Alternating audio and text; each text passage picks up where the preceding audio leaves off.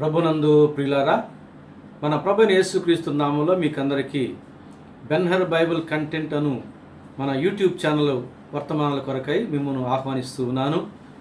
ఈరోజు నిర్గమకాండం 32వ అధ్యాయాన్ని మీ ముందుకు తీసుకుని వస్తూ ఉన్నాను. 31వ అధ్యాయాన్ని మనం ధ్యానం చేశాము. ఇప్పుడు 32వ అధ్యాయంలో మనం ధ్యానం చేయబోయే అంశం ఏమిటంటే దూడ పండుగ, దేవుని దండన. ఈ అంశం కొంచెం ప్రత్యేకంగా ఉంటుంది కదా. అవును, ఈ అధ్యాయంలో నిర్గమకాండం 32వ అధ్యాయంలో ఇజ్రాయేలీలు ఒక దూడను చేసుకుని దానికి పండుగ చేయడం మనం చూడబోతున్నాము. అందుకు ప్రతిగా దేవుడు కోపగించి వారిని దండించిన విషయాన్ని కూడా చూడబోతున్నాం. కనుక ఈ అధ్యాయానికి మనం పేరు పెడుతున్నాము దూడ పండుగ, దేవుని దండన అనేటటువంటి అంశము కలిగిన అధ్యాయంగా పేర్కొంటున్నాం. దయచేసి మీరు ప్రార్థనాపూర్వకంగా మీ యొక్క పూర్తి అవధానంతో దేవుని యొక్క వాక్యాన్ని ఆలకించాలని ప్రభు ప్రేమలో మీకు మనం చేస్తున్నాను. మొదటి 6 వచనాలు మనం గమనించినట్లయితే వీరు మరి ఒక దూడను ఒక దేవతగా భావించి చేసుకున్న విషయాన్ని మనం గమనించగలుగుతాం. 32వ అధ్యాయం మొదటి 6 వచనాలు నేను క్రమముగా చెప్పి అవసరమైన చోట వివరిస్తూ ఉంటాను, మీరు దయచేసి గమనించండి. మోషే కొండ దిగకుండా తడవ చేయుట ప్రజలు చూచినప్పుడు ఆ ప్రజలు అహరోను వద్దకు కూడి వచ్చి, లెమ్ము, మా ముందర నడుచుటకు ఒక దేవతను మా కొరకు చేయుము. ఐగుప్తులో నుండి మమ్మల్ని రప్పించిన ఆ మోషే అనువాడు ఏమాయనో మాకు తెలియదని అతనితో చెప్పిరి. ఏమండి, 40 దినాలు మోషే ఆ కొండ మీద దేవుని దగ్గర ఉండి ధర్మశాస్త్రాన్ని, ఆ యొక్క వివరణను మనం ఆ మోషే తెలుసుకొని మనకు అందించడానికి, తర్వాత దేవాలయం ఆవరణం, అందులోని వస్తు సముదాయం, ఈ వేటితో చేయాలి, ఏ కొలతలు చేయాలి, ఏమి చేయాలి, యాజకులు ఎట్లా వారిని అభిషేకించాలి, వస్త్రాలు ఎట్లా కుట్టించాలి, ఇవన్నీ కూడా దేవుడు చూపిస్తూ చెబుతూ ఉంటే వాటి అన్నిటినీ జాగ్రత్తగా చూచి నిద్రాహారాలు మాని, అన్నపానములు మాని ఏకదాటిగా 40 దినాలు అక్కడ ఉంటే కొండ క్రింద భోంచేస్తూ నిద్రిస్తూ ఉన్నటువంటి వీరు 40 దినాలు ఉండలేకపోయారు. ఈ ప్రజల కొరకు మోషే నిద్రాహారములు మాని, అన్నపానములు మాని, రాత్రింబగళ్ళు దేవుని సన్నిధిలో కూర్చుని ధర్మశాస్త్రం యొక్క రాతి పలకలను, తర్వాత మందిరాన్ని, ఆవరణాన్ని, అందులోని వస్తు సముదాయాన్ని, ఏర్పాట్లన్నింటినీ కూడా తెలుసుకుని రాబోతూ ఉంటే హాయిగా కొండ క్రింద ఉండి తింటూ నిద్రపోతున్నటువంటి వీరు మోషే కొరకు నిరీక్షించలేకపోతున్నారు. ఒక మాట మనం జ్ఞాపకం చేసుకోవాలి. దేవుడు అబ్రహాముతో, ఇదిగో నీ యొక్క సంతానం ఐగుప్తు దేశంలో 400 సంవత్సరాలు బానిసలుగా ఉంటారు, తర్వాత నేను వారిని వాగ్దాన దేశం నడిపిస్తానన్నాడు. ఐగుప్తు దేశంలో ఇజ్రాయిల్ 400 సంవత్సరాలే బానిసలుగా ఉండాలి దేవుని యొక్క సంకల్పంలో. కానీ వీరు ఎన్ని సంవత్సరాలు ఉన్నారు? 430 సంవత్సరాలు ఉన్నారు. 30 సంవత్సరాలు అదనంగా ఎందుకున్నారు? దేవుని తట్టు వీరు చూడడానికి 30 సంవత్సరాలు అదనంగా పట్టింది. 30 సంవత్సరాలు ఐగుప్తు దేశంలో అయితే ఉంటారు, కానీ 40 దినాలు మోషే కొరకు నిరీక్షించలేకపోయారు. అది ఆలస్యం అనుకుంటూ ఉన్నారు. అనుకొని అహరోను దగ్గరికి వచ్చి ఏమంటున్నారు తెలుసా? కొంచెం దబాయింపుగా మాట్లాడుతారు, లెమ్ము. వాస్తవానికి అహరోను చెప్పినట్లుగా వీరు నడుచుకోవాలి. కొండ మీదకి వెళ్ళేటప్పుడు మోషే ఏం చెప్పాడు వాళ్ళకి? ఇదిగో మీకు ఏదైనా వ్యాజ్యం ఉంటే అహరోను ఉన్నాడు, వారి యొద్దకు మీరు తీసుకుని రండి, నేను తర్వాత వచ్చినప్పుడు కఠినమైన వ్యాజ్యాలను నేను తీరుస్తానన్నాడు. చెప్పి వెళ్ళాడు, జాగ్రత్త చేసి వెళ్ళాడు. కానీ వీరికి ఏది జాగ్రత్త? 40 దినాలకే ఓర్చుకోలేకపోయారు. అహరోను మీద కూడా గౌరవభావం లేకుండా పోయింది. వచ్చి ఒక రకమైన దబాయింపుతో గుడుపుటానిగా గుంపుగా వచ్చి, లెమ్ము, ఐగుప్తు దేశం నుండి మమ్మల్ని తీసుకొచ్చిన మోషే ఏమైనా మాకు తెలియదు. ఏమైనా వెతికారా? ఏమైనా విచారించారా? అవేమి చేయలే. అవేమి చేయకుండానే ఏమైనాడో మాకు తెలియదు.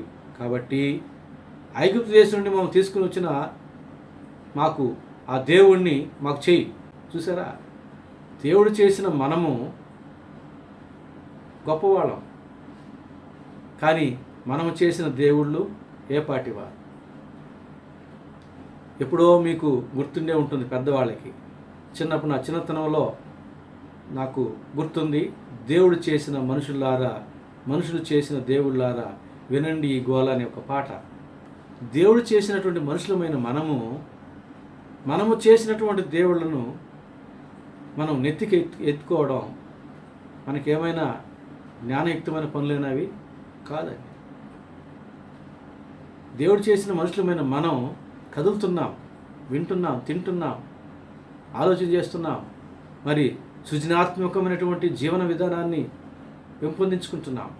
కానీ మనం చేసినటువంటి దేవుళ్ళకి అవి కదలలేవు, మాట్లాడలేవు, చేతులతో పని చేయలేవు, నడవలేవు, మరి ఆలోచన చేయలేవు, ఏ పని చేయలేవు.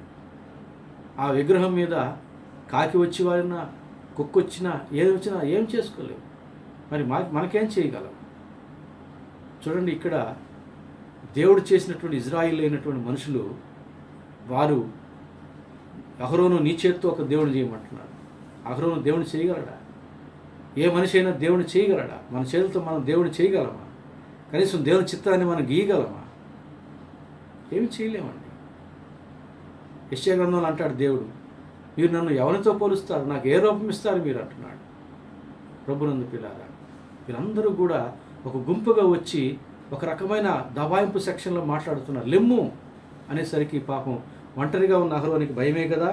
వారు వచ్చి ఆ రీతిగా మాట్లాడుతూ ఉంటే, ఇదిగో ఏమైనా మాకు తెలియదు కాబట్టి మా ముందర నడుచుటకు ఒక దేవతను మా కొరకు చేయం, ఒక దేవతను చేయి, ఒక దేవుని చేయి అంటున్నారు. ఇక మోషే అహరోను భయపడిపోయి ఒంటరిగా ఉన్నాడు కనుక వారిని ఎదిరించలేక, వారిని సముదాయించలేక, వారిని ఆపలేక కొంచెం ఆలోచన చేశాడు. లోపల ఒక తెలివైన మాట చెప్పాడు. ఆ రీతిగానైనా కొంచెం వీరు పడతారేమో, వారి ఇంటి వారి ద్వారా ఆటంకపరచబడతారేమో అని ఒక తెలివైన మాట చెప్పాడు. అదేమిటంటే 2వ వచనం, అందుకు అహరోను, మీ భార్యలకు, మీ కుమారులకు, మీ కుమార్తెలకు చెవులనున్న బంగారు పోగులను తీసి నా యొద్దకు తిండని వారితో చెప్పగా. కొంచెం లోపల ఆలోచన చేశాడు అహరోను. వీరిని బాహాటంగా హెచ్చరించిన, ఆటంకపరిచిన, ఆపడానికి ప్రయత్నం చేసిన, వారు రాళ్ళు తీసుకొచ్చి చంపేయచ్చు అహరోన్ని. కనుక అట్లా చెప్పకుండా ఇంకొక రీతిగా చెప్దామని లోపల ఆలోచన చేసి ఈ మాట చెప్పాడు. ఈ అహరోను యొక్క లోపల ఆలోచన ఏమిటంటే, ఈ మాట కానీ చెప్తే ఇంటికి వెళతారు, భార్యలను, కుమారులను, కుమార్తెను అడుగుతారు, మీ చెవికున్న బంగారు పోగులు తీసి ఇవ్వండి అని అడుగుతారు. అయినప్పుడు వాళ్ళు ఏమంటారు, అవి బంగారు పోగులు, బంగారు కదా, శ్రేష్టమైనటువంటి లోహము కదా, విలువైనది కదా, వారికి అలంకరణకు ధరించుకున్నవి కదా. అందులో స్త్రీలు తమ భార్యలు కానీ కుమార్తెలు కానీ స్త్రీలు బంగారు ఆభరణాలు ఇస్తారా? ఎవరు? అడిగినప్పుడు అడుగుతారు, ఎందుకు అడుగుతున్నారు అని అడుగుతారు. అడిగినప్పుడు దేవతను చేయడానికి అని చెప్తారు పురుషులు.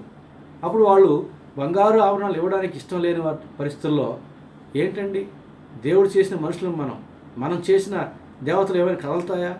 మనం దేవతలు చేయగలమా? దేవుడిని చేయగలమా? అందుకు వేస్ట్గా మన బంగారుని మీరు ఎందుకు వ్యర్థం చేస్తారని అడుగుతారేమో. ఆ రీతిగా తమ ఇంటి వారైనా వారిని ఆటంకపరుస్తారేమోనని అహరోను యొక్క లోపల ఆలోచన చెప్పి పంపించాడు. వారు వెళ్ళి వారి యొక్క కుటుంబాల్లో అడిగారు, కానీ అహరోను అనుకున్నట్టుగా జరగలే, ఇచ్చేశారు. ఎందుకంటే అహరోను దగ్గరే దబాయింపుగా మాట్లాడారు. లెమ్ము, మాకు దేవతను చేయి అని అన్నారు కదా. ఇంటికి వెళ్ళి కూడా అదే ఫోర్స్తో కూడా వెళ్ళి అడిగి ఉంటారు, ఇదిగో మీ చెవుల్లో ఉన్న బంగారు పోగులు ఇచ్చేసేయండి, మాకు నేను తీసుకెళ్ళి అహరోను దగ్గర దేవతను చేయించాలి అని కొంచెం గట్టిగా అడిగి ఉంటారు. ఎదురు చెప్పలేక, మారు మాట్లాడలేక వారి యొక్క తమ చెవులకు ఉన్నటువంటి ఆ బంగారు పోగులు తీసి ఇచ్చి ఉంటారు. తర్వాత అవి తీసుకుని వచ్చారు. తాను అనుకున్నట్టు జరగలేదు, కానీ తెచ్చారు అహరోను దగ్గరికి. ఇక ఏం చేయాలి? విధులేని పరిస్థితి. ఆ యొక్క బంగారు పోగులు అన్నింటినీ కూడా ఏం చేశాడంటే, అతడు వారి యొద్దకు వాటిని తీసుకుని పొగరుతో రూపమును ఏర్పరిచి దాన్ని పోతపోసిన దూడగా చేసెను. ఆ బంగారు పోగులన్నింటినీ కూడా పొగరుతో ఏం చేశాడు, వాటన్నింటిని కరిగించి ఒక దగ్గర పోస్తే అది దూడ అయింది. ఎందుకు దూడ కాదు? వీళ్ళ మనసులో ఉన్న ఇష్టమైన రూపం దూడ. ఎందుకని? ఏడాది దూడలను మనం దేవునికి సమర్పిస్తారు కదా ఇజ్రాయేల్. ఏడాది దూడ అంటే మంచి పక్వంలో ఉంటుంది కోసుకుని తినడానికి. కాబట్టి వాళ్ళకి దూడలు కోసుకుని తినేది బాగా ఇష్టం. కాబట్టి వారికి ఆ దూడ రూపం మనసులో ఉంటుంది. బంధువులు వచ్చారంటే దూడ కోసుకోవడమే, ఏదైనా పండగ వచ్చిందంటే దూడ కోయడమే, మాంసాహారం కావాలంటే దూడ కోసుకోవడమే. కాబట్టి అందుకొరకు మంచిగా దూడల్ని పెంచుకుంటారు, పోషిస్తారు. వారి మనసులో దూడ రూపం చాలా ఇష్టమైన భోజ్యాహారం సంబంధించిన విషయంగా ఉంటాయి. కనుక వారి యొక్క మనసులో ఉన్న రూపం వచ్చింది, అక్కడ దూడ రూపం వచ్చింది. తర్వాత దూడగా చేసెను. అప్పుడు వారు, ఓ ఇజ్రాయేలు, ఐగుప్తు దేశంలో నుండి నేను రప్పించిన నీ దేవుడు అదే అనిరి. అహరోను అది చూచి దాని ఎదుట ఒక బలిపీఠమును కట్టించెను. మరియు అహరోను రేపు యెహోవాకు పండుగ జరుగునని చాటింపగా మరునాడు వారు ఉదయమున లేచి దహన బలులను సమాధాన బలులను అర్పించిరి. అప్పుడు జనులు తినుటకును త్రాగుటకును కూర్చుండి ఆడుటకును లేచిరి. ఏం చేస్తున్నారండి? మరి దూడ ఏర్పడింది. ఆ దూడను ఏమంటున్నారు? దూడ ముందు ఒక బలిపీఠం కట్టి ఏమంటున్నారు? ఇదిగో ఐగుప్తు దేశం నుండి మిమ్మల్ని నడిపించిన దేవుడు ఈయనే. ఏమైనా ఒకరు బుద్ధి ఉందా? ఇక్కడ ఉన్న ఇజ్రాయెల్కి అప్పుడు వారికి ఏమైనా బుద్ధి ఉందా?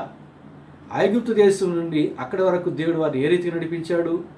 పగటిపూట మేఘస్తంభంలోను రాత్రిపూట అగ్నిస్తంభంలో నడిపించాడు. ఇక్కడ దూడ రూపం కనబడుతుంది. వారు అప్పటి వరకు చూసింది మేఘరూపం. ఆ మాత్రం ఆలోచన చేయలేరా?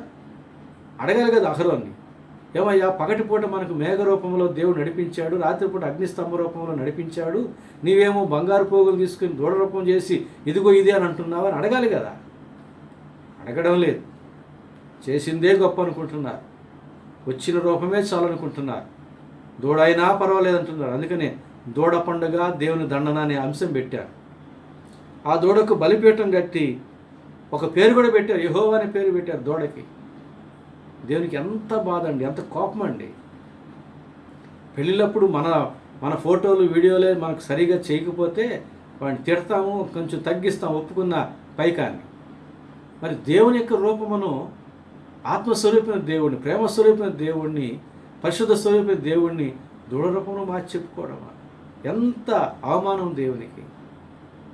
ఎంత కోపం వస్తుంది దేవునికి! దేవునికి కోపంలో న్యాయం ఉండదా? వీరిని దండించడంలో న్యాయం ఉండదా? న్యాయమే. చూడండి, వారు ఇంకా ఆ దూడకి పండుగ, యెహోవా పండుగ దూడకి చేస్తున్నారు. దేవుని పండుగని దూడకి చేస్తున్నారు. క్రైస్తవులమైన మనం కూడా క్రీస్తు పండుగని ఎవరికి చేస్తున్నాం? కొంతమంది సాతానే చేస్తారు. ఇంటి మీద స్టారు, ఇంటిలోన బార్ అంటారు కదా. క్రీస్తు పండుగ నాడు క్రీస్తు సంతోషించే రీతిగా మనం పండుగ చేయాలి.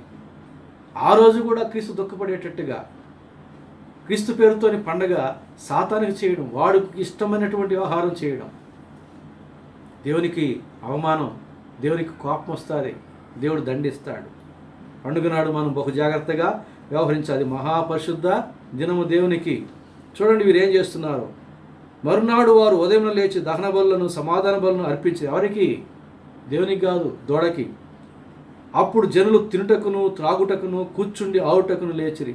తింటున్నారు, తాగుతున్నారు, ద్రాక్షరసం బాగా తాగి మత్తులైపోయి కూర్చుంటున్నారు, లేస్తున్నారు, డాన్సులు వేస్తున్నారు. సందడిగా ఉంది అక్కడ. అది దేవునికి ఒక క్రమమైన పద్ధతిలో చేసే పండుగగా, పరిశుద్ధమైన పండుగగా లేదు.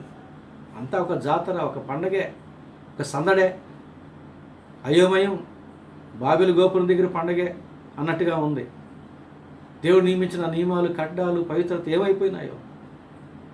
దేవుడు గ్రహించినాడు కొండ మీద నుంచి. దేవునికి కోపం వచ్చింది. దేవునికి చాలా బాధేసింది. దేవుడు పరలోకాన్ని విడిచి దూతల యొక్క స్తుతి స్తోత్రాలను విడిచిపెట్టి సీయోను కొండ మీదకి వచ్చి వీరి కొరకు ధర్మశాస్త్రాన్ని ఇవ్వడానికి, వీరి మధ్య నివసించడానికి, ఒక దేవాలయాన్ని కట్టడానికి, మోషేకి అన్నీ నేర్పించి పంపించడానికి 40 దినాలు దేవుడు కూడా సీయోను కొండ మీద ఉంటే, అలాంటి దేవునికి వీరు ఒక దూడను చేస్తారా? ఆ దూడకు ఆ దేవుని పేరు పెడతారా? ఆ దూడకు దేవుని యొక్క పండుగలు చేస్తారా? కోపం వచ్చింది దేవునికి. కోపం వచ్చి 7వ వచనంలో చూడండి. కాగా యెహోవా మోషేతో ఇట్లా, నేను నీవు దిగి వెళ్ళుమో. కోపంతో మాట్లాడుతున్నాడు. మోషే నీవు దిగి వెళ్ళు అనడంలే, నీవు దిగి వెళ్ళు బాధతో అంటున్నాడు. ఐగుప్తు దేశం నుండి నీవు రప్పించిన నీ ప్రజలు చెడిపోయిరి. ఇక్కడ ఒక ప్రత్యేకమైన మాటలు మాట్లాడుతున్నాడు. ఐగుప్తు దేశం నుండి నీవు రప్పించిన నీ ప్రజలు చెడిపోయిరి అంటున్నాడు. ప్రభునందు ప్రియులారా, మనం కానీ గమనిస్తే దేవుడు ఇక్కడ మోషేతో నీ ప్రజలు అంటున్నాడు. నిర్గమకాండం 2-3 అధ్యాయాలేమో నా ప్రజల యొక్క దురవస్థను, వారి యొక్క బాధను, నిట్టూర్పును నేను విన్నానంటాడు. వారిని విడిపించడానికి వచ్చానంటాడు. అప్పుడేమో నా ప్రజలు అన్నాడు దేవుడు తనకు మొరపెట్టినటువంటి ఇజ్రాయెల్ని గురించి.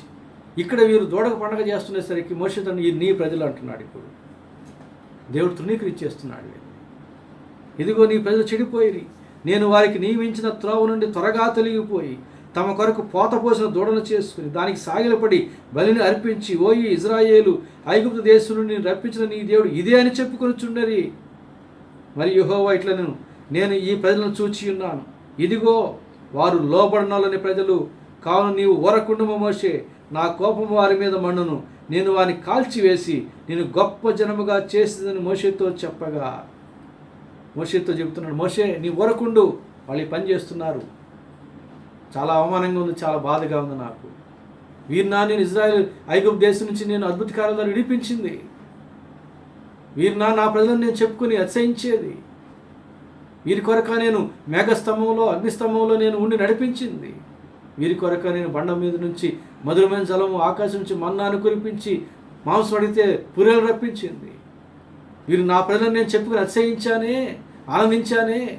అలాంటి నా ప్రజలు ఒక దూడను చేసుకొని నా పేరు దూడకు పెడుతున్నారు, నా పండుగ దూడకు చేస్తున్నారు. మోషే నీవు త్వరగా వెళ్ళు, నీవు ఊరకుండా నేను నా కోపాన్ని వారి మీద కుమ్మరిస్తాను, వారిని నాశనం చేస్తాను, నీ ద్వారా నీ సంతానం ద్వారా మరలా నా ప్రజలు నేను ఏర్పాటు చేసుకుంటానంటే మోషే ఊరుకుంటున్నాడా? 11వ వచనం, మోషే తన దేవుడైన యెహోవాను బ్రతిమాలుకొని, సేవకులమైనటువంటి మేము నేర్చుకోవాల్సిన విషయం అండి. దేవుని చేత శిక్షించబడుతున్నటువంటి వారి పక్షంగా హృదయంలో భారము కలిగి ఇలాంటి ప్రార్థన చేయాలి. దేవుడు చెప్పింది చాలులే, వారిని నాశనం చేయి ప్రభువా, నాన్ను నా సంతానాన్ని వర్ధల చేయి అని మోషే అనవచ్చు. కానీ అనలా, నాకు అది వద్దు ప్రభువా, ఆ అధిక్యత నాకు నా సంతానానికి వద్దయ్యా, ఇదిగో ఈ ప్రజలు నీవు క్షమించు అని మోషే వేడుకుంటున్నాడు. చూడండి ఏమంటున్నాడు, బ్రతిమాలుకొని, యెహోవా నీవు మహాశక్తి వలన బాహుబలము వలన ఐగుప్తు దేశం నుండి రప్పించిన నీ ప్రజల మీద, దేవుడు మోషే నీ ప్రజలు చెడిపోయారంటుంటే మోషే మళ్ళా వారిని నీ ప్రజల మీద నీవు కోపగించుకోవద్దు అంటున్నాడు. నీ ప్రజల మీద నీ కోపము మండనేలా, ఆయన కొండల్లో వారిని చంపునట్లు భూమి మీద నుండి వారిని నశింపజేయనట్లును కీడు కొరకే వారిని తీసుకుని పోయినని ఐగుప్తులు ఎలా చెప్పుకొనవలెను. అయ్యా యెహోవా దేవా, ఇప్పుడు నువ్వు చెప్పినట్టు వీరిని ఇక్కడ నాశనం చేస్తే అక్కడ ఐగుప్తులు ఏమనుకుంటారు? వారి దేవుడు వారిని కొండలో తీసుకొని పోయి నాశనం చేయడానికి తీసుకొని పోయాడు కానీ మరొక దానికి కాదని వారు ఎందుకు చెప్పుకోవాలి? తరతరాలుగా చెప్పుకుంటారు, అది నీకు అవమానం. ఎంత తెలివిగా, ఎంత అనునయంగా దేవునితో మాట్లాడుతున్నాడు చూడండి మోషే. ప్రార్థన చేయడం మనం నేర్చుకోవాలండి. దేవుని మనసును ఒప్పించే రీతిగా మనం నోట్ల నుంచి కొన్ని పదాలు బయటికి రావాలి. అది వేడుకోవడం, అది బ్రతిమలాడడం అంటే. ఇంకా అంటున్నాడు మోషే, నీ కోపాగ్ని నుండి మళ్ళుకొని నీవు నీ ప్రజలకు ఈ కీడు చేయక దాని గురించి సంతాపడము. నీ ప్రజలు అంటున్నాడు. నీ కోపం నీవే మళ్ళుకోవాలి. నీ కోపాన్ని మేము మార్చలేము, ఎవరు మార్చలేరు. అయ్యా నీ కోపమును నీవే కదా చల్లార్చుకోవాలి, నీవు మళ్ళుకో. నీ ప్రజలకు కీడు చేయాలన్నావు కదా, సంతాపడని వేడుకుంటూ ఉన్నాడు. ఇంకా ఏమంటున్నాడు సార్, నీ సేవకులైన అబ్రహామును, ఇస్సాకును, ఇజ్రాయేలును జ్ఞాపకం చేసుకునుము. అయ్యా అబ్రహాం, ఇస్సాకు, యాకోబులకు నీవు వాగ్దానం చేశావు, వారిని జ్ఞాపకం చేసుకొని వారిని జ్ఞాపకం చేస్తున్నాడు. మనం ప్రార్థన చేసి దేవునికి, తండ్రి అయిన దేవునికి చివరిగా యేసునామమును అడుగుతున్నాము తండ్రి అంటాం. అంటే యేసుని జ్ఞాపకం చేస్తాం. తండ్రి ఇదిగో మేము చేసిన ఈ ప్రార్థన నీ ప్రియకుమారుడైన నీవు శిలువలో గాయపరిచిన బలి చేసినటువంటి యేసయ్య నామములు అడుగుతున్నానంటే అక్కడ తండ్రి సన్నిధిలో ఉన్న యేసయ్య తన గాయాలను చూపించి, తండ్రి ఇదిగో నా గాయాలు చూడు, ఆ నా కుమారుని కొరకు నేను ఈ గాయాలు పొందాను, అతని పాపభారం అంతా నేను మోసాను, అతని బదులుగా నేను శిక్షణ అనుభవించాను, అతని పాపములకు ప్రాయశ్చిత్తం నేను జరిగించానని తన గాయాలు చూపిస్తాడు. మన ప్రార్థనతో కూడా ఆయన ఆమెన్ అంటాడు. తండ్రి యేసయ్య ప్రార్థన మన కొరకు చేసిన ప్రార్థన వింటాడు. మనం చేసిన ప్రార్థన విని ఆయన రక్తంతో మనం కడిగి మన పాపాలు క్షమించి తన బిడ్డగా చేర్చుకుంటాడు. మోషే ఇక్కడ ప్రార్థన చూడండి తెలివిగా, అయ్యా నీవు వాగ్దానం చేసిన అబ్రహాం, ఇస్సాకు, యాకోబులను, యాకోబు అంటే ఇక్కడ ఇజ్రాయేల్ అంటున్నాడు, వారిని జ్ఞాపకం చేసుకో.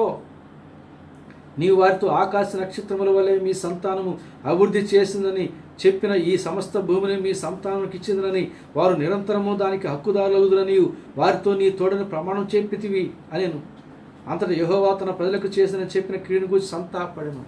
మోషే చెప్పిన ఆ ప్రార్థన విని కొండ మీదనే మోషే ప్రార్థన ఆలకించాడు. సరే మోషే, నీవు చెప్పిన మాటలు నేను జ్ఞాపకం చేసుకుంటున్నాను, సంతాపడుతున్నాను, కానీ ఇంకా నా కోపం చల్లారలేదు. మోషే దేవుని చూస్తుంటే కోపంతోనే ఉన్నాడు. అవమానం కదా. మోషే ప్రార్థన మాటలు కోపాన్ని చల్లారుస్తాయా? ఏదో చూడండి, దేవుడైన నేను కోపడుతుంటే మానవుడైన మోషే తన పక్షంగా ప్రార్థన చేస్తున్నాడు, బతిలాడుతున్నాడని దేవుడు తన కోపాన్ని తగ్గించుకోవాల్సిందే తప్ప పూర్తిగా తొలగిపోతుందా? చూడండి, తర్వాత 15వ వచనం 16వ వచనం కానీ చూస్తే 15వ వచనం 16వ వచనం, మోషే శాసనం గల 2 పలకలను చేత పట్టుకొని కొండ దిగి వచ్చాను. మోషే బ్రతిమలాడుకున్నప్పుడు దేవుడు సరే పో మోషే అన్నాడు.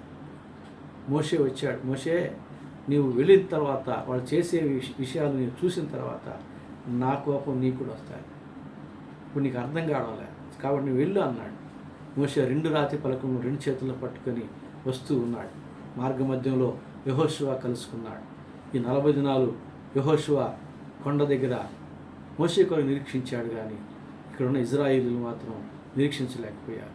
యెహోషువ నిరీక్షించాడు. అందుకని మోషే తర్వాత యెహోషువని దేవుడు న్యాయాధిపతిగా, ఇజ్రాయేలుకి ఒక నాయకుడిగా దేవుడు ఏర్పాటు చేసుకున్నాడు. మోషే యెహోషువ ఇద్దరు కలిసి వస్తూ ఉంటే 15వ వచనం, ఆ పలకలు ఇరు ప్రక్కల రాయబడినవి, అవి ఈ ప్రక్కను ఆ ప్రక్కను రాయబడి ఉండెను. ఆ పలకలు దేవుడు చేసినవి, ఆ పలకల మీద చెక్కబడిన వ్రాత దేవుని చేవ్రాత. మోషే చేతిలో దేవుడు ఇచ్చిన 2 పలకల ప్రత్యేకత చెప్తున్నాడు. దేవుడు రాసినటువంటివి ఆ పలకలు దేవుడే చేశాడు, దేవుడే చెక్కినాడు. ఆ పలకల మీద దేవుడు రాశాడు, 10 ఆజ్ఞలు రాశాడు. 2 వైపులు రాశాడట. ఒక పలకలో 2 వైపులా, ఇంకొక పలకలో 2 వైపులా. ఇప్పుడు మీకు ఒక ప్రశ్న వేస్తాను, కొంచెం సేపు ఆలోచన చేయండి. ఒక పలకలో ఎన్ని ఆజ్ఞలు రాసి ఉంటాడు, మరొక పలకలో ఎన్ని ఆజ్ఞలు రాసి ఉంటాడు? 2 పక్కల 10 ఆజ్ఞలు ఉండేది. సమానంగా చెప్పండి, చెప్పగలమా? 5 అని విడగొట్టగలం, ఆ పలకలో 5 ఆజ్ఞలు అని. మరి ఒక పలకలో 5 ఆజ్ఞలు అప్పుడు 2 పక్కల కదా రాసింది. అప్పుడు ఒక పక్క 2 ఆజ్ఞలు, ఇంకొక పక్క 3 ఆజ్ఞలు రావాలి. సమానం రాదుగా. 2 పలకల మీద ఒకవైపు 2 ఆజ్ఞలు, మరొక వైపున 3 ఆజ్ఞలు వస్తాయి. సమానంగా పెట్టాలి. మనం కొంచెం ఆలోచన చేయండి.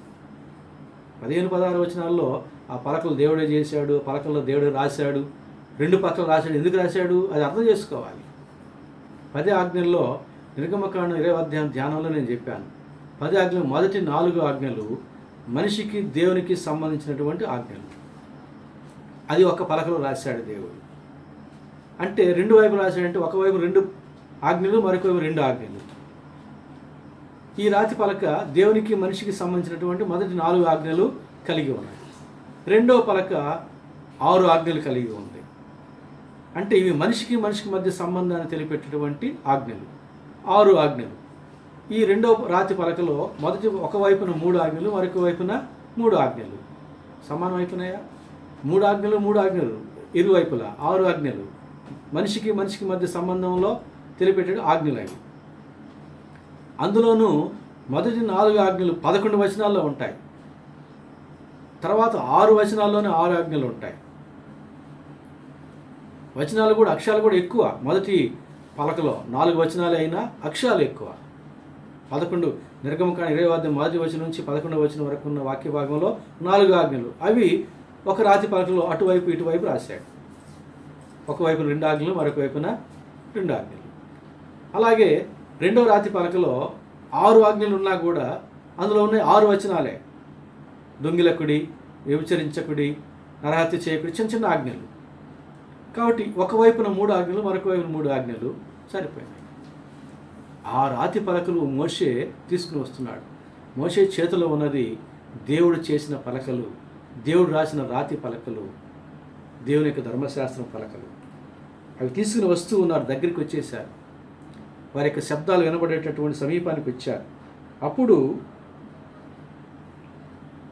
17వ వచనం, ఆ ప్రజల యొక్క పెద్ద కేకలు వేయుచుండగా యెహోషువ ఆ ధ్వని విని పాళెములో యుద్ధ ధ్వని అని మోషేతో అనగా, యెహోషువకి ఎప్పుడు యుద్ధ ధ్వనే. ఎందుకంటే పోరాట యోధుడు యెహోషువ బహుగా యుద్ధం చేస్తాడు, రోషంతో యుద్ధం చేస్తాడు కనుక అది యుద్ధధ్వని అని అంటున్నాడు. ఎందుకంటే యెహోషువ ఇటు ప్రజలకి అటు దేవుని దగ్గర ఉన్న మోషే స్థలానికి మధ్యలో ఉన్నాడు కనుక దేవుడు చెప్పిన మాటలు యెహోషువకు తెలియదు, ఇక్కడ ప్రజలు చేసే వ్యవహారం యెహోషువకు తెలియదు. మోషేకి దేవుడు చెప్పిన విషయం తెలుసు, మరి ప్రజలకు దూరంగా ఉన్న దేవుడు చెప్పేశాడు ఆ విషయం మోషేకి, కానీ యెహోషువకు తెలియదు ఆ విషయం కనుక యుద్ధధ్వని అంటున్నాడు. అందుకు మోషే ఏమంటున్నాడు అంటే 18వ వచనంలో, అతడు అది జయధ్వని కాదు అపజయధ్వని కూడా కాదు, సంగీత ధ్వని నాకు వినబడుచున్నది అనెను.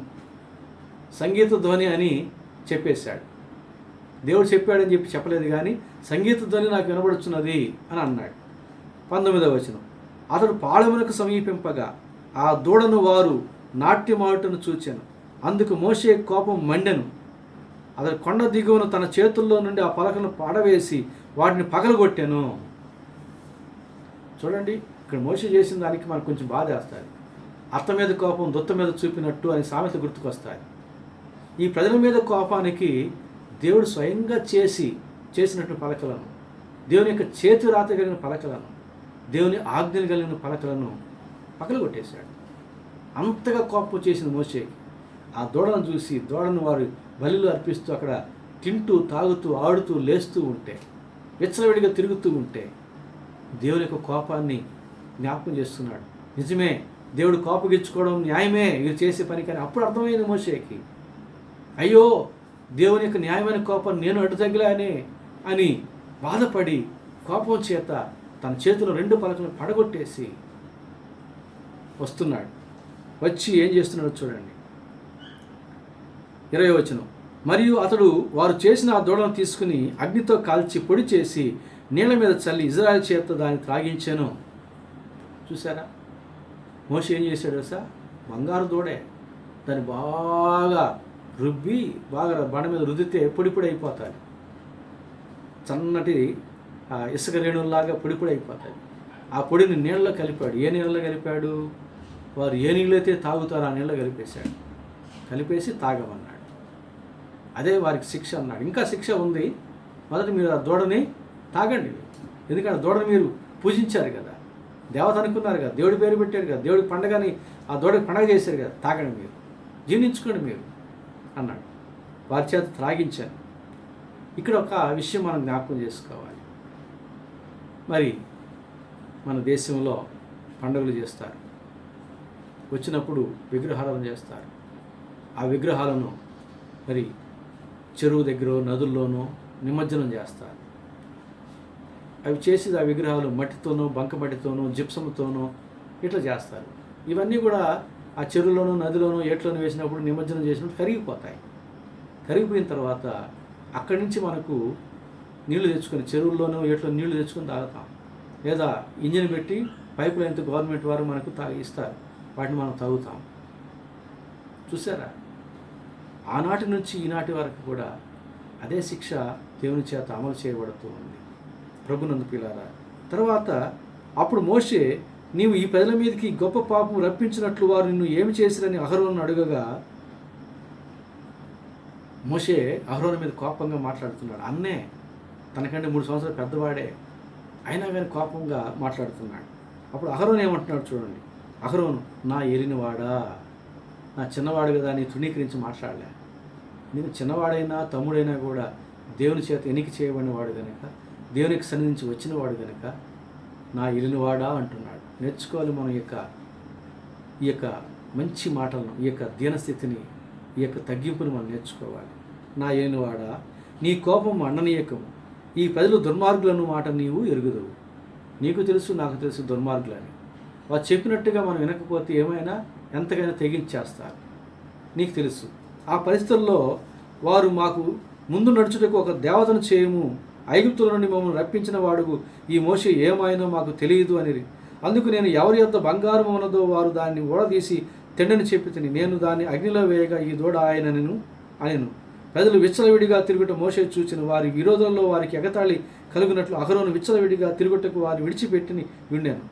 అందుకు మోషే పాళం యొక్క దారమును నిలిచి, మోషేకి బాగా కోపం వచ్చి విచ్చలవిడిగా ఒక కట్టు లేని ప్రజలుగా, ఒక నియమ నిబంధన లేని ప్రజలుగా, పెద్ద చిన్న గౌరవం లేని ప్రజలుగా ఉంటున్నారు. మోషే యెహోషువలా వచ్చి అక్కడ నిలబడ్డా కూడా ఏమి వారిని చూసి చూడనట్టుగా ఉంటున్నారు. లెక్క చేయడం లేదు, వారి ప్రకారం తిరుగుతూ ఉన్నారు.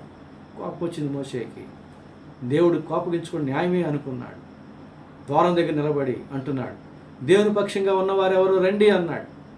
లేవీలందరూ వచ్చేసారు.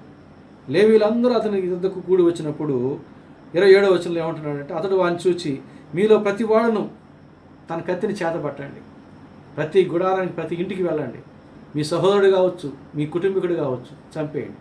విచ్చలవిడిగా తిరుగుతున్న వారిని, తాగి ఆవుటకు లేస్తున్నటువంటి వారిని చంపేయండి, దేవుని పక్షంగా ఉన్నవారైతే అన్నాడు. కత్తి చేతబట్టారు, వెళ్ళారు, చంపారు. ఆ రీతిగా సహోదరుడైనా సరే, ఇంటివాడైనా సరే, తండ్రి అయినా సరే, మరి బిడ్డ అయినా సరే మోషే మాట చొప్పున వారు చేశారు. చేస్తే 28వ వచనంలో, లేవీలు మోషే మాట చొప్పున చేయగా ఆ దినమున ప్రజల్లో ఇంచుమించు 3000 మంది చనిపోయిరి.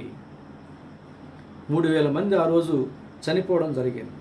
తర్వాత మోషే వారిని చూచి, నేడు యెహోవా మిమ్మును ఆశీర్వదించినట్లు మీరు ప్రతివాడు తన కుమారుని మీద పడియే గాని, తన సహోదరుని మీద పడియే గాని, యెహోవాకు మిమ్మల్ని మీరే ప్రతిష్ఠ చేసుకున్నాడు అని నేను. ఆ రీతిగా మీరు చేయనట్టు వాళ్ళు చేశారు. ఇంచుమించు 3000 మంది చనిపోయారు. మరునాడు మోషే ప్రజలతో, మీరు గొప్ప పాపము చేస్తారు కనుక యెహోవా యొద్దకు కొండ ఎక్కి వెళ్ళేదను. ఒకవేళ మీ పాపములకు ప్రాయశ్చిత్తము చేయగలనేమో అనేను. మరుసటి రోజు మనసు ఒప్పుకోలే మోషేకి. దేవుని దగ్గరికి వెళతా, ప్రాయశ్చిత్తం చేస్తానేమో, బ్రతిలాడుకుంటానని వాళ్ళతో చెప్పి వెళుతున్నాడు. అప్పుడు మోషే యెహోవా యొద్దకు తిరిగి వెళ్ళి, అయ్యో, ఈ ప్రజలు గొప్ప పాపం చేసిరి, వారు బంగారు దేవతను తమ కొరకు చేసుకునిరి. అయ్యో, నీవు వారి పాపను ఒకవేళ పరిహరించితివా, లేని యెడల నీవు నా రాసిన నీ గ్రంథంలో నుండి నా పేరు తుడిచివేయమని బ్రతిమాలుకొనుచున్నాను అని. మరలా కొండ ఎక్కి వెళ్ళాడు, ప్రయాసపడి వెళ్ళాడు, దేవుని సన్నిధికి వెళ్ళాడు. దేవుడు ఉన్నాడు అక్కడ. తెలుసు దేవుడికి మోషే వెళతాడు, కంటితో చూస్తే కానీ నా బాధను అర్థం చేసుకోలేడు. చూసిన తర్వాత మళ్ళా నా యుద్ధకు వస్తాడు, నేను రమ్మని పిలవకపోయినా వచ్చినప్పుడు తన బాధను, నా కోపాన్ని కూడా న్యాయమేనని చెప్పి అంటాడని దేవుడు మోషే కొరకు వేచి ఉన్నాడు. మోషే వెళ్ళాడు దేవుడు అనుకున్నట్టుగానే. వెళ్ళి అంటున్నాడు, అయ్యో, ఈ ప్రజలు గొప్ప పాపం చేశారు, బంగారుతో దూడం చేసుకున్నారు, ఇదిగో వారి పాపం క్షమించు. నీవు వారిని క్షమించకపోతే నీ గ్రంథంలో నా పేరు రాసావు కదా, నా పేరు కూడా తుడిచివేయి. ఒక రకంగా అలిగినట్టుగా. మన ఇంట్లో మన బిడ్డలు అలుగుతుంటారు. మనం కూడా చిన్నప్పుడు మన తల్లిదండ్రుల దగ్గర అలిగి ఉంటాం. నన్ను ఎక్స్కర్షన్కి పంపించకపోతే నేను అన్నం తిన్నాను. చిన్నప్పుడు మనం హై స్కూల్ అని ఉంటాం, కాలేజీ అని ఉంటాం. నాకు మోటార్ బైక్ కొనిగిపోతే నేను తిన్నాను, నేను బడికి పోను, నేను కాలేజీకి పోను, అలిగి ఉంటాం. ఆ రీతిగా మోషే దేవుని దగ్గర ఆ చనువు ఉంది కాబట్టి, నీ గ్రంథంలో నా పేరు రాశావు కదా, వారిని క్షమించకపోతే నా పేరు తుడిచేయి. ఒక రకమైన అలుగు మాట్లాడుతున్నాడు. అందుకు దేవుడు ఏమంటున్నాడంటే 33వ వచనంలో, అందుకు యెహోవా, ఎవడు నా ఎదుట పాపం చేసినో వాని నా గ్రంథంలో నుండి తుడిచివేయుదును. కాబట్టి నీవు వెళ్ళి నేను నీతో చెప్పిన చోటికి ప్రజలను నడిపించుము. ఇదిగో, నా దూత నీకు ముందుగా వెళ్ళును. నేను వచ్చు దినమున వారి పాపను వారి మీదకి రప్పించేదనని మోషేతో చెప్పాను. అహరోను కల్పించిన దూడను ప్రజలు చేయించినందున యెహోవా వారిని బాధ పెట్టాను. దేవుడు వారిని బాధ పెట్టాడు. మోషే ఇప్పుడు అడ్డు లేడు. మోషే ఎవడైతే పాపం చేస్తారో వారి పేరు నా గ్రంథం నుంచి తుడిచివేస్తాను. దేవుడు ముందుగా ఆ జీవ గ్రంథంలో రాస్తాడు పేర్లు. కానీ వాడి లోకంలోకి వచ్చిన తర్వాత పాపం చేశాడు అనుకోండి, ఎంతకీ మారడం లేదనుకోండి, వాడు మారు మనసు పొందడానికి దేవుడు ఇచ్చిన సమయం అంతా కూడా అయిపోయింది, మారు మనసు పొందలేదు, ఇక దేవుడు ఆ పేరుని తుడిచివేస్తాడు అంతే. జీవగ్రంథంలో ఎవరి పేర్లు అయితే ఉన్నాయో వారిని తన యొద్దకు నడిపించుకోవడానికి ఏమైనా చేస్తాడు. మనకి కేటాయించిన సమయం వరకే, సమయం దాటిపోయినా కూడా మారు మనసు పొందకపోతే దేవుడు చేసేది ఏమిటంటే చివరిగా తన గ్రంథంలోంచి ఆ పేరుని తుడిచివేస్తాడు. అంతేగాని పరిశుద్ధుల పేర్లు నా పేరు తుడిచివేయడు. కాబట్టి ఆ మాట చెప్పి, మోషే నీ వెళ్ళు, నీకంటే ముందుగా నా దూతను పంపిస్తాను, నేను వాడిని బాధ పెడతాను, వాడు దూడం చేసుకున్నందుకు అని చెప్పి దేవుడు చెప్పి పంపించడం జరిగింది. కాబట్టి ప్రభునందు ప్రియులారా, మోషే ప్రార్థనకు దేవుడు ఆ జవాబు ఇచ్చి పంపించాడు. మన ప్రార్థనకు కూడా జవాబు రావాలంటే దేవునికి మనకు మధ్య ఉన్న మన దోషపు అడ్డు కూడా తొలగిపోవాలి. మన ప్రార్థన దేవుని సన్నిధికి చేరాలంటే యెషయా గ్రంథం 59వ అధ్యాయం 1-2 వచనాలు అంటాడు, మీకును మీ దేవునికి మీ దోషములు అడ్డముగా వచ్చిన కనుక మీ ప్రార్థన ఆయన ఆలకింపకుండా ఉన్నాడంటాడు. మన ప్రార్థన దేవుని సన్నిధికి వెళ్ళి జవాబు తీసుకొని రావాలంటే మొదట వెళ్ళాలి కదా. వెళ్ళాలంటే దేవునికి మనకి మధ్య ఉన్న మన దోషాలు తొలగిపోవాలి. అందుకే నేను అంటాను, ప్రార్థనకి 3 మెట్లు చెప్తాను నేను ఎప్పుడు కూడా. మొదటి మెట్టు పశ్చాత్తాపం. ఈ పశ్చాత్తాపం ఏం చేస్తుంది? దేవునికి మనకి మధ్య అడ్డుగా ఉన్న దోషాలను తొలగిస్తుంది. రెండో మెట్టు స్తుతి. దేవుడు మనం చేసిన మేళను బట్టి స్తుతి చెల్లించినప్పుడు మనం అడగబోయే వాటిని ఇచ్చే మనసు దేవునికి పుట్టిస్తుంది. మూడో స్టెప్ ఏమిటంటే దేవునికి ఇష్టమైన వేడుకోలు. సొలొమోను, నీవు ఇలాగున అడిగినందున నీ మనవి నేను ఆలకిస్తున్నాను అన్నాడు. దేవునికి ఇష్టమైన రీతిలో మనవి చేసినట్లయితే, అడిగినట్లయితే దేవుడు సంతోషంగా ఇస్తాడు. మన సంతోషం కొరకు ఏమి ఇవ్వాలో అవి కూడా బోనస్గా ఇస్తాడు. ఆ రీతిగా మన ప్రార్థనా జీవితాన్ని నేర్చుకుందాం.